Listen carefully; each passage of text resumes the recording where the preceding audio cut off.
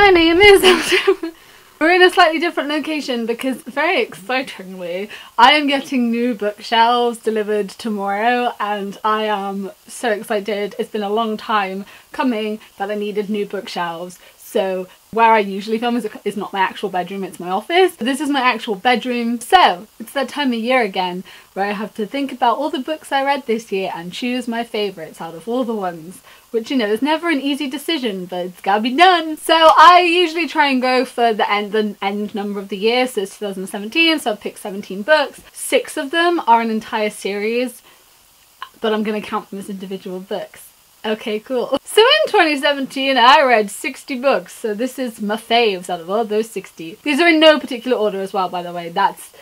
It's already hard enough to pick that 17. I don't need a ranking system. Firstly, we have Simon vs. the Homo Sapiens Agenda by Becky Albertalli. This book is a contemporary LGBTQ+ YA novel which focuses on Simon, who is gay but he is not out yet. He has been talking to someone that he knows goes to his school, but he doesn't know the identity of this guy, but he goes under the alias Blue, and they've been sending emails back and forth, and those emails get discovered by someone and it's pretty obvious that Simon is talking to a guy. They get threatened to kind of come out. It's kind of that story and kind of coming out, coming to terms with yourself, accepting yourself, exploring your sexuality, and that whole thing. This book's amazing. It deals with really important themes and challenges stereotypes which shouldn't exist. Really does address that whole idea of why is straight the default? Why do we consider straight to be the default when it should just be like, why don't straight people have to come out too? Like, it's still a sexuality just like being gay or being bisexual or anything is, you know? I think it's one of my top 5 favourite contemporary books of all time. I love this book so much. The movie comes out in March. Love Simon. I'm gonna link the trailer below. Go and watch it. Go read this book. It's brilliant. I just love this book so much. So much. Then we have A List of Cages by Robin Rowe, and this book focuses on Adam, who is a senior in high school, and his elective is serving as the aide to the school psychologist. When he starts his elective, he has to ensure that one of the pupils seeing the psychologist, Julian, gets to his appointments and stuff on time and kind of assist him there. When he actually meets Julian, he finds out that it is the same Julian that used to be his foster brother when they were younger, but then Julian ended up leaving to go and live with an uncle. This book is also incredible. This book is absolutely amazing. Again, one of the best books I've ever read in my entire life. This book made me sob in public. Like, it was so well done. Everything it deals with, it does so well. I think this book is important. I think this book is amazing. It's absolutely incredible and I loved it so much. Honestly, this year I genuinely did read some of my all-time favourite books ever, which is amazing. Then we're gonna go for the series, but that count as 6 books, okay? Because I can choose things. So that is The Lunar Chronicles! The Lunar Chronicles by Marissa Meyer. So this is a sci-fi retelling series based on fairy tales. So we have Cinder, which is Cinderella, we have Scarlet, which is Red Riding Hood, we have Cress, which is Rapunzel, we have Winter, that is Snow White, and then we have Stars Above, which is a series of short novellas, and we have Ferris, which is Ferris. These books are incredible. I love them. I think that they all tie in brilliantly. I love that they've still got those traditional aspects of the actual fairy tales, but the sci-fi twist added to them was amazing. I've said this in a couple of previous videos, but this year has really been the year of sci-fi for me. It's the year I properly 100% got into it and I'm loving it so much. I started the year with this series and it really helped open that kind of sci-fi door for me and really helped me get into it a lot more because it wasn't really my thing. Like, the only thing I'd really experienced before then was Star Wars. Now I am into the sci-fi genre. It is my probably one of my top 2 or 3 favourite book genres. I love it so much. And I'm so grateful for these books for giving me that and providing me that and providing me this amazing kind of insight into this world. I think it really helped as an introduction because they were sort of half fantasy as well as being sci-fi. So it was a good kind of like contrast, and then I could go straight into full sci-fi books, which I love. So yes, I gave those like various different ratings, but I think ultimately they all got higher. I think the lowest one might have got 3 out of 5 stars. I love this series so much. I think it was done brilliantly. Then we have Dear Martin by Nick Stone, which is actually a more recent book that I've read. And this book focuses on our main character, Justice, who is a person of colour, and he ends up getting arrested for absolutely no reason. You know, police being the stereotypical. And he then starts writing letters to Martin Luther King as a like kind of what would you do? Like, how I he puts himself in the shoes of Martin Luther King and tries to act like how he would do and kind of take Martin Luther King's approach to situations. Lots of other things happen in this book. It deals a lot with race issues. This book was important, and I think that this book is brilliant and it teaches a lot, and I think it's such a good book to read. And some of them are written in letters, but some of it actually tells the story as well, so it's kind of a mix of epistolary form and then just normal novel format. And again, 5 out of 5 stars. This book was fantastic. Similarly to Dear Martin, it couldn't be a 2017 favourites if I did not include The Hate You Give by Angie Thomas. This is very similar. It focuses on our main character Star, who's also a person of colour, and she witnesses one of her close friends get shot in a police shooting when he didn't need to and he wasn't doing anything wrong, but that's what happens. This is again very important, very educational. You will learn a lot, and it's just absolutely brilliant. Again, 5 out of 5 stars. The thing with these books is they were very realistic. The way that things were dealt, the way that situations were dealt, it was how it is dealt in real life and how these things happen, which was sad and just disappointing that that's how the justice system treats people. That, you know, it is an issue. I don't get why people still don't think it's an issue, and I think that books like this are important and are telling really important stories because they may be fictional ones, but they are heavily based on things that have actually happened and are still happening. Then we have The Upside of Unrequited by Becky Albertalli, and this book focuses on Molly, who has had lots of crushes in her life but has never been in an actual relationship. And then when her twin sister Cassie gets a new girlfriend, along with that girlfriend comes her girlfriend's friends, and one of those is a guy and she ends up meeting him. But she also meets this guy at work, and when I first kind of heard this, I love Becky Albertalli's writing, so I was excited to read it, but I was really worried that it was going to kind of be this like love triangle situation, but it wasn't, and it was done really well and it was brilliant, and I loved this book. And it has LGBTQ plus characters, the themes of gay marriage and that being legalized, it gets legalized in this book and stuff, so it's really good. It was a really fun, good book that I really enjoyed. As well as it being a romance, it did also deal a lot with family and kind of being a sibling and how you kind of have that moment of realization sometimes that you won't always be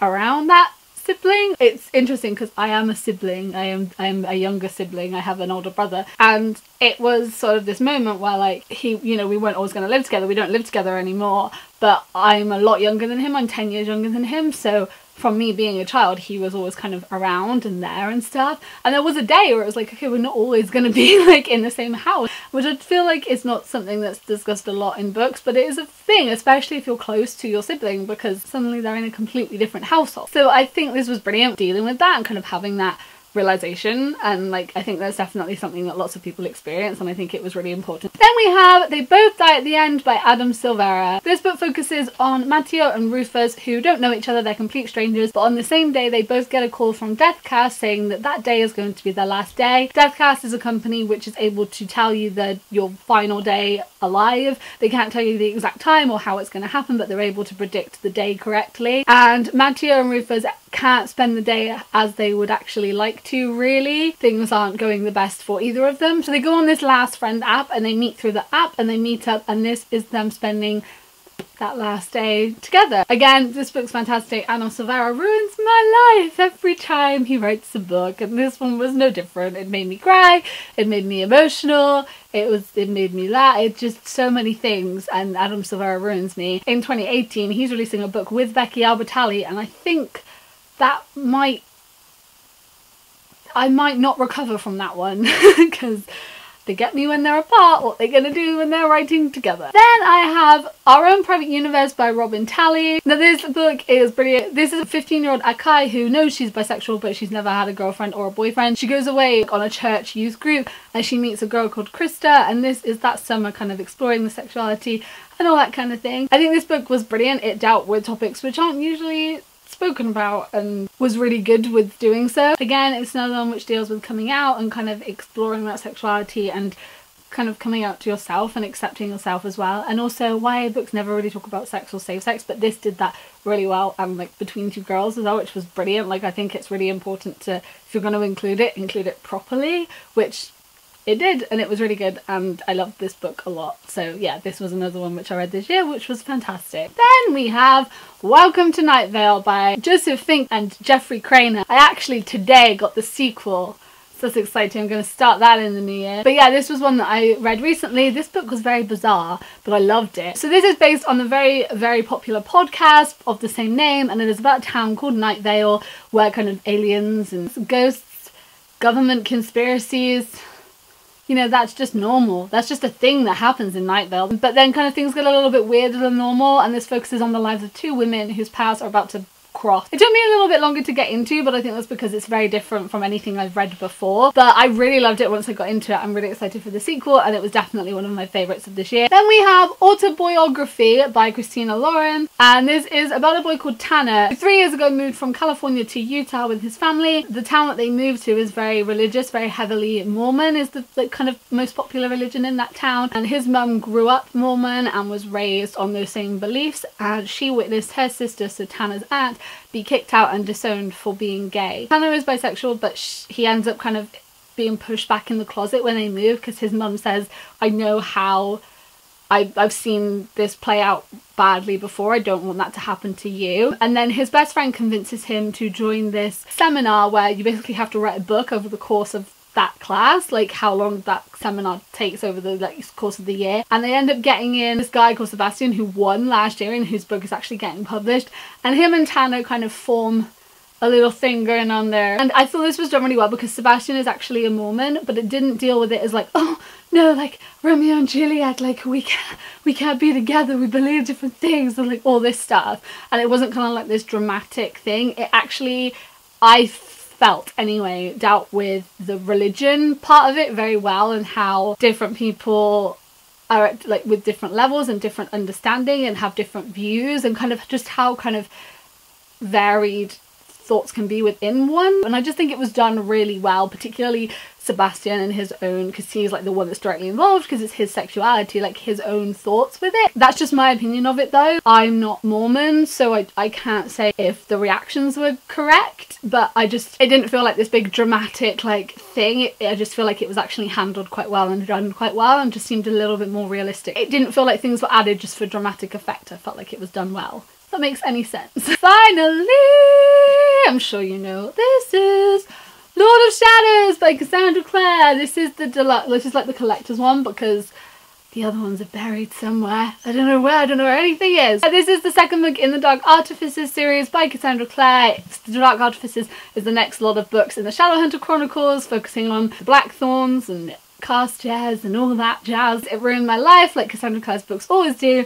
Ended in a big way, and now I have to wait until December 2018 for the next one. Can't cope with waiting anymore. I can't do it. But this one was fantastic. I love it. I love Cassandra Clare.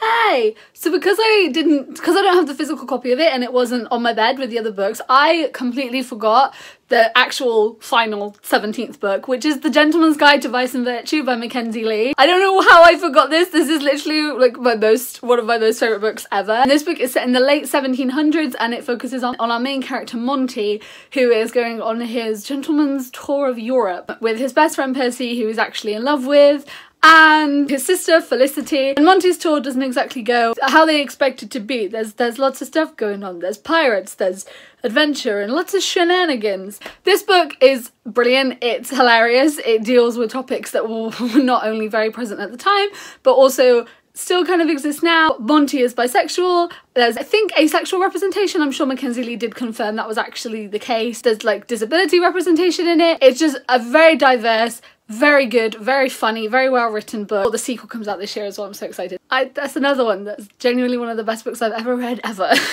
So yeah, so those were my favourite books of 2017. I'd love to know which books you guys read in 2017 that were your favourite books, and which ones you enjoyed. Any of the same as mine? Any different ones? Send in recommendations down below. Let's discuss. If you're new here, I make videos a couple of times a week, so if you want to stick around, then press the button and bell and all that jazz. If you want to come hang out with me on other social medias, they're all in the description as well. Thank you guys for watching. I hope we're doing really, really, really, really well, and I will see you next time. Goodbye!